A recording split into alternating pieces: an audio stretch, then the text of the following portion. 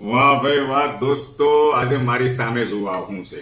ગાજરનો હલવો સરસ મજાનો dry fruit વાળો, કાજુ બદામ ને એવું બધું એડ કર્યું લાગે છે. અંદર મસ્ત બનાવ્યો છે ગાજરનો હલવો. આ જેમાં પછી આનંદ લો કે પેલા લો? ગાજરનો હલવો નથી, અથાણું છે. આ શેનું અથાણું છે ઈ તો કયો અમારા મિત્રોને. લસણ, કેરી ને આદુ.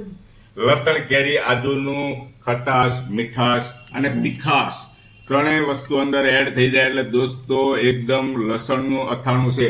કેરી અને લસણ મિક્સ.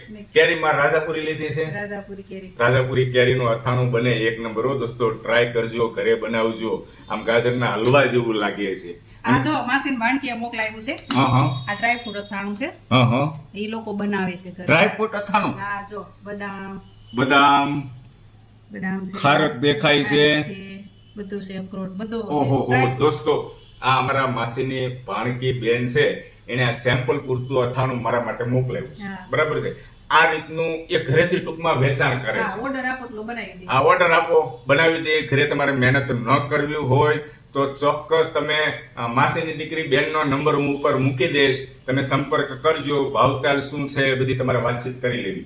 બરાબર છે. એ લોકો કેવી રીતે ડિલિવરી આપે છે, કેવી રીતે વેચે છે, ફોન કરી લેવો ખાલી. મને તો સેમ્પલ પૂરતું મોકલું છે એટલે હું તમને સજેસ્ટ કરું છું. જય શ્રી કૃષ્ણ.